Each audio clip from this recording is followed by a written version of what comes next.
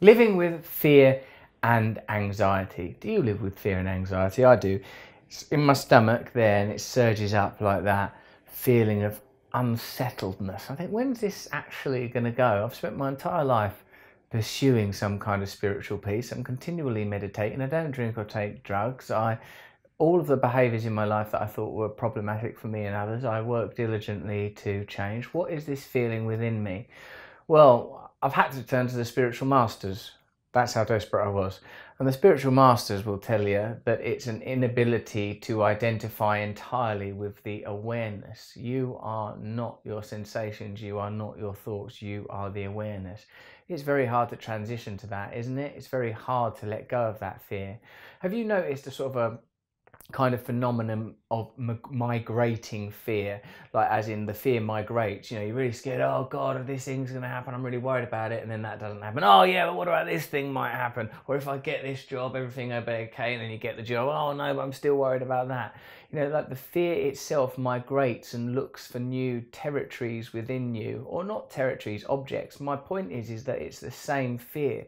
The fear itself drifts around, attaching to different external stimulants.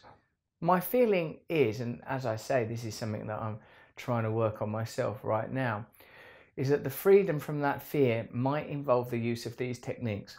One, gratitude, being very grateful for what you have, constantly acknowledging that instead of focusing on losing that thing or what you don't have, be grateful for what you have, that may help.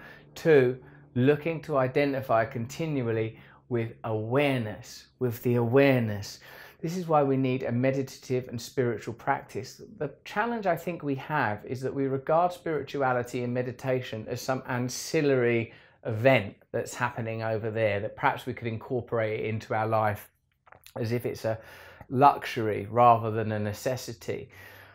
Whereas increasingly what I realise is we spend all our time devoted to material existence, external relationships, neglecting the rich, limitless world within. If we cultivate a relationship with that, just because I said cult, that don't mean I want to start one, cultivate a relationship with that, then all external phenomena will improve. Like David Lynch once said to me, name drop, like that, well, Russell, if you meditate, the pornography will seem better. That was when I was less enlightened and was watching pornography, and it was also quite a light and flippant way of conveying the point that even if you don't objectively, meditation will improve anything. It's not just a kind of moral or ethical sort of cleansing agent. Although my experience with meditation and spirituality is the more that my spiritual life has enhanced and improved, the less I've needed external agents and support from things like pornography or chocolate or other people's approval or drugs or sex or whatever it is. So this fear and anxiety, I'm learning to treat it as a warning system, and what it's telling me is you have moved away from your real connection.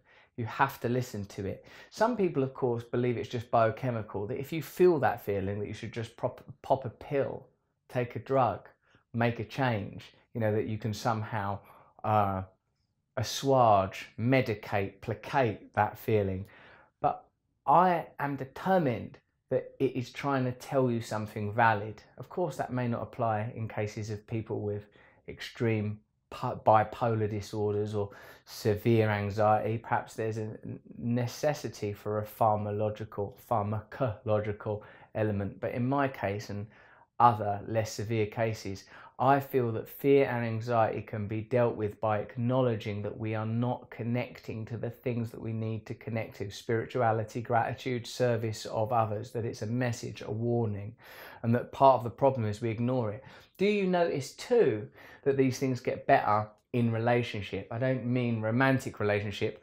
I mean, if I spend some time talking to others, people that have been on the recovery path for longer than me, or people that have got less time than me in recovery, if I am of service to them, if I help them, suddenly, seemingly magically, my sense of anxiety starts to alleviate. I would say many of the problems we have are as a result of us having lost contact with the indigenous or native way in which we're supposed to live.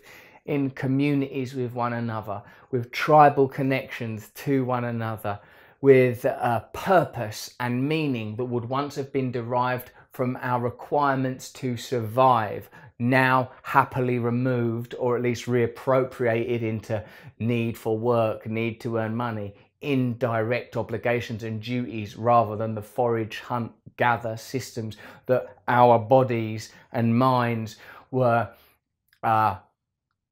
cultivated in, conceived in, created in, cultivated in. So I suppose the spiritual solution must be to recreate as best we can our original and native conditions through gratitude, service, connections to others. I hope that's the answer, because I don't want to live my life in continual anxiety looking for temporary solutions. So I hope that's true. I'm doing these new videos more frequently now. Please hit the notification button at the end of this video, because then you'll get like a little bell when I post a new video, and I'd like you to get a little bell when I post a video. Then I can, I don't know, be buzzing away in your pocket. Sounds like I'd be like a little pocket mosquito. Anyway, subscribe, click the bell, because I want more people to watch the YouTube videos. You specifically.